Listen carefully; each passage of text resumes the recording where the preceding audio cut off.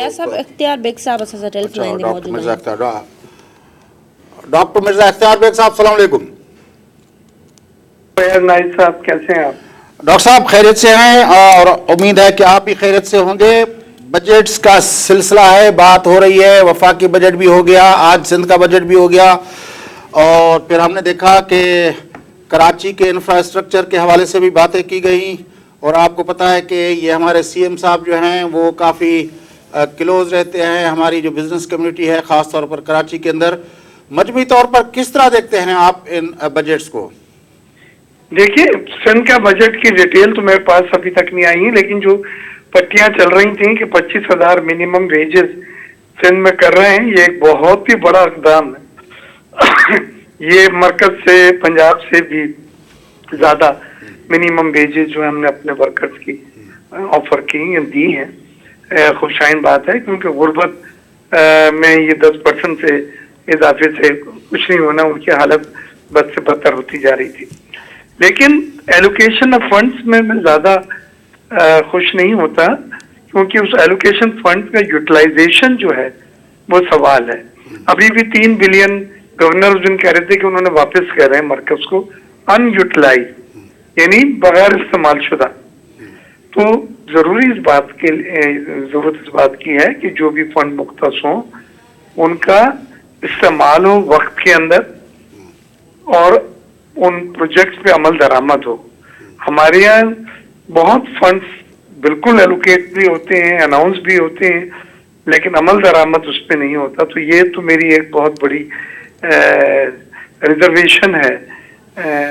لیکن آپ کو پتا ہے نا ڈاکٹر صاحب کہ یہاں پہ جو اپنا ماڈل اپنائے گئے ہیں, کبھی ایپیکس کمیٹی ڈیولپمنٹ کو دیکھ رہی ہوتی ہے, کبھی جو ہے وہ این ڈی اے ہمارے جو ہے وہ اپنا نالے صاف کر رہی ہے. میری بات میں نے کری ہے. ہاں, میں جنرل بات میں جس چیز کی ضرورت ہے وہ یہ ہے کہ آپ وہ باٹل نیکس دیکھیں کہ کہاں پہ ہمارے پروجیکٹ جو ہیں وہ رک جاتے ہیں, کہاں پہ وہ ایلوکیشن پھر کوئی کراچی کمیٹی بنتی ہے, کراچی انفراسٹرکچر کی کمیٹی بنتی ہے وفاقی, اور ان کے اوپر تو یہ تو سارے ماڈل سندھ کے لیے ہوتے ہیں. کبھی ہم نے پنجاب میں اس طرح ہوتا ہوا نہیں دیکھا, کبھی ہم نے کے پی کے اندر اس طرح ہوتا ہوا نہیں دیکھا, نہ بلوچستان میں دیکھا ہے. یہ سارے ماڈل سندھ کے اندر وہ الوکیٹ ہوتے ہیں. اس کو ختم کیا جائے جو ہماری عمل درآمد میں رکاوٹیں ڈالتے ہیں, اور ایلوکیشن جو ہوتا ہے وہ ان یوٹیلائز واپس. مجھے یاد ہے ڈاکٹر مرزا اختیار بیگ صاحب پاکستان پیپلز پارٹی کی طرف سے جب شہید رانی محترمہ بے نظیر بھٹو صاحب آ رہی تھیں, آپ نے اس وقت جو ہے کیپس بانٹی تھی, بے نظیر آئے گی روزگار لائے گی, اور اس وقت آپ نے بڑے ایکٹیو تھے. اس وقت جو آپ کی الیکشن کیمپین تھی وہ میرے ذہن میں آج بھی, اللہ آپ کی اس بہن کو بھی اپنے اس میں رکھے جس نے اس میں کافی محنت کی تھی. میں کلوزلی واچ کر رہا تھا. اب جو جس طرح آپ نے ورکر کلاس کی بات کی کہ ان کی اپنا وہ بڑھائے گئے ہیں, پیپلز پارٹی آج بھی اس پہ ہے کہ ہم صحت کے اندر پی پی ایچ آئی اور یہ جو اپنا ہمارے C V D, S I U T, Indus hospital, اور یہ جو ہمارے گمبٹ انسٹیٹیوٹ, اس کے تھرو لوگوں کو جو ہے وہ اپنا وہ کریں. پاورٹی ریڈکشن پہ اپنا ناردرن سندھ کے اندر باقی اس کے اوپر, اور یہ جو اب احساس بنایا ہے یہ بھی اسی زمانے میں 2008 سے پہلے بے نظیر صاحبہ کی قیادت میں یہ ٹارگیٹڈ سبسڈیز کا یہ جو بنا تھا. آپ مجموعی طور پر پیپلز پارٹی کی پرو پیپل پالیسیز اور یہ جو 13 سال کے اندر امپلیمنٹیشن ہے اس کو کس طرح دیکھتے ہیں؟ دیکھیے, وقت بہت بدلا ہے, انداز بھی بدلے ہیں. شہید بے نظیر بھٹو کے وقت ہم لوگ جو تھے, ہمارا مقصد ہی یہی ہوتا تھا کہ یہ سیاست ہے عوام کی, اور عوام کی سیاست کے معنی عوام کی خدمت. اور آپ نے دیکھا کہ شہید بے نظیر بھٹو کے جتنی بھی پالیسیز ہوتی تھیں وہ عوام کی خدمت پہ بیس کرتی تھی. اس کے بعد حالات میں تبدیلیاں ضرور آئی ہیں, انداز بدلے ہیں, حکمت عملیاں بدلی ہیں, لیکن یہ میں بھی محسوس کر رہا ہوں کہ ورکرز کے ساتھ جو کلوز تعلق تھا اور ایک ورکرز کی ضروریات ہمارا مقدر بن جاتی تھیں کہ اس کو پورا کرنا ہے, نصیب بن جاتی تھی, اس انداز سے کام نہیں ہو رہا ہے. اور اس کی ایک وجہ یہی ہے کہ مرکز میں اور صوبے میں تفاہم نہیں ہے, مرکز اور صوبے میں ریکنسلیشن نہیں ہے, مرکز میں اور صوبے میں وہ انڈرسٹینڈنگ نہیں ہے جس سے چیزیں آگے بڑھیں, بلکہ جیسے آپ نے کہا ڈھکے چھوکے الفاظوں میں چیزیں رک رہی ہیں, اور اس سے اینڈ آف دا ڈے جو سفر کرتا ہے وہ ایک عام آدمی ہے. میں سمجھتا ہوں ڈاکٹر صاحب کافی سالوں سے آپ اور ہم پروگرام کرتے آ رہے ہیں, اور ایک کلپ بھی آج کل میرے ہی ایک پروگرام کی چل رہی ہے, جب عمران خان اپنا ابھی اتنے بڑے لیڈر نہیں بنے تھے تو وہ کہہ رہے تھے کہ مشرف کے دور تھا اور وہ اس وقت لندن جا رہے تھے, مجھے یاد ہے میں نے اس کا انٹرویو کیا تھا, تو وہ کہہ رہے تھے کہ مشرف نے ایک جو ہے وہ یونٹ بجلی کا پیدا نہیں کیا, یہ سارے آئی پی پیز بے نظیر نے دیے تھے, اور یہ جو تھا وہ کہہ رہے تھے, اس طرح کی باتیں عمران کہہ رہا تھا, جو عمران خان کی کلپ آج کل چل رہی ہے. لیکن ہم نے دیکھا ہے کہ اس دور میں وہ کول پلانٹ بھی بنا, پھر اپنا ایک وہ ٹرانسمیشن لائن بھی سندھ گورنمنٹ نے اپنے طور پر کی, وہ مائننگ بھی ہوئی, اور وہاں پہ سندھ گورنمنٹ نے انویسٹ کیا اینگرو کے ساتھ, وہاں پہ بھی پلانٹ جو ہے وہ اسٹیبلش ہوئے, کنیکٹ ہوئے مٹیاری گریڈ کے ساتھ. پھر یہ جو ہمارا ونڈ کا جو اتنا بڑا آپریشن ہوا, آپ کو لگتا ہے کہ جو انرجی کا کرائسس تھا پاکستان کا, اس میں ان 13 سالوں میں پیپلز پارٹی کی سندھ گورنمنٹ یا پہلے 5 سال جو ان کی وفاقی حکومت تھی اس نے کچھ کنٹریبیوٹ کیا ہے؟ کہہ دیں گے تو میں نہیں اپنا نہیں, آپ کی پارٹی ہے, آپ بالکل نہ کر دیں. وہی تو مجھے 2 منٹ دیں. پہلی چیز تو یہ ہے کہ یہ 70 سال سے جو کالا سونا زمین کے اندر تھا, جس کو کوئلہ کہتے ہیں, جو سندھ کی 170 بلین ٹن ہے, ایران اور سعودی عرب کے تیل سے زیادہ. شہید بینظیر بھٹو تھی جس نے سندھ کول اتھارٹی بنائی, اس کو نکالا. اس کے بارے میں یہی باتیں تھی کہ یہ کوئلے سے بجلی نہیں پیدا ہو سکتی, لیکن آج آپ کو سن کے خوشی ہوگی, اور مجھ سے زیادہ آپ جانتے ہیں کہ 3 کوئلے کے بجلی پیدا کرنے والے پروجیکٹ اینگرو کے ساتھ جو ہیں, اس میں 2 تو بجلی پیدا کر رہے ہیں اور تیسرا کمپلیشن ہے. تو یہ شہید بینظیر بھٹو صاحبہ کا ویژن تھا جو انہوں نے سندھ کے عوام کے لیے, اور کوئلے جو ہمارا کالا سونا جس کو وہ کہتے ہیں, بلیک گولڈ انڈر دی ارتھ, اس کو نکال کے, اور آپ نے دیکھا کہ روشن کیا علاقے. تو ان کی تو ویژن کوئی قریب نہیں پہنچ سکتا, اور یہ جتنے بڑے لیڈر ہیں یہ مانے یا نہ مانے ان کے گن گاتے ہیں, ولنگلی یا انولنگلی, خوشی کے ساتھ یا منہ بنا کے, لیکن ان کی جیسی ویژن سب جانتے ہیں کہ کسی کا نہیں. میں نے بڑا کلوزلی کام کیا ہے. 1994 میں پہلی بار آئی پی پی کی یہ پالیسی ڈاکٹر شاہد ایک آئے تھے ورلڈ بینک کے, BBC نے بلایا تھا اور یہ پالیسی بنائی تھی اور ہم نے لانچ کیا.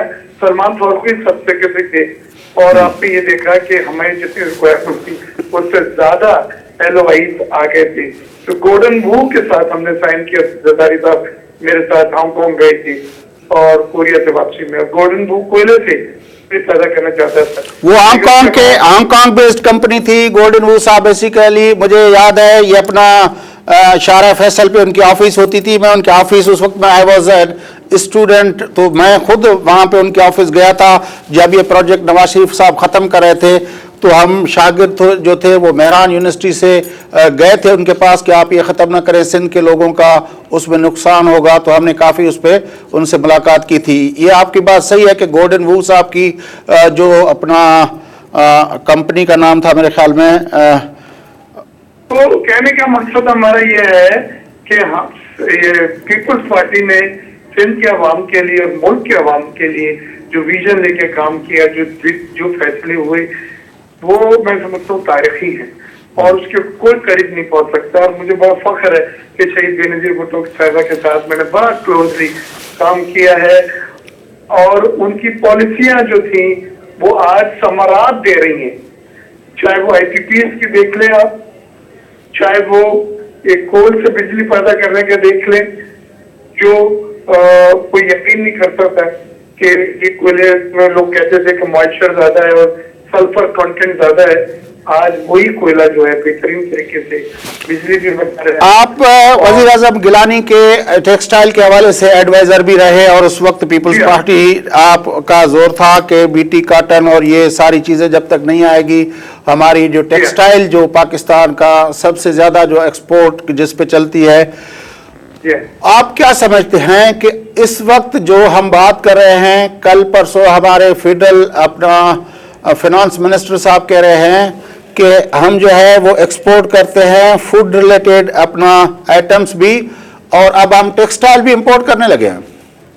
نہیں دیکھیں، یہ بہت افسوس کی بات ہے، اور میں آپ کے ٹی وی کے چینل سے دل کی بات ضرور کرنا چاہوں گا ویورز سے اپنے، کہ ایک وقت میں پاکستان خطے میں net exporter of grain and food items تھا، جس میں ہم ویٹ بھی ایکسپورٹ کرتے تھے، ہم چاول بھی ایکسپورٹ کرتے تھے، ہم شکر بھی ایکسپورٹ کرتے تھے، ہم کاٹن بھی ایکسپورٹ کرتے تھے، اور ہم تمام اشیاء جو کھانے پینے کی تھی وہ ایکسپورٹ کرتے تھے. جب میں پرائم منسٹر کے ایڈوائزر کی حیثیت سے ایک ڈیلیگیشن لے کے یو ہی گیا تھا، تو وہاں کی جو منسٹر فار فورن ٹریڈ شیخ لبنہ بن خالد القاسمی نے ہم سے کہا تھا کہ پاکستان ہمیں جی سی سی ممالک کے لیے فوڈ سیکیورٹی دے دے، ہمیں کھانے پینے کی اشیاء اس کے لیے ہم چھوٹے ڈیم بھی بنانے کو تیار ہے، بس ہمیں ایشورنس یہ ہو کہ جو چیز ہماری پیدا ہو وہ ہمیں ایکسپورٹ کر دی جائے تاکہ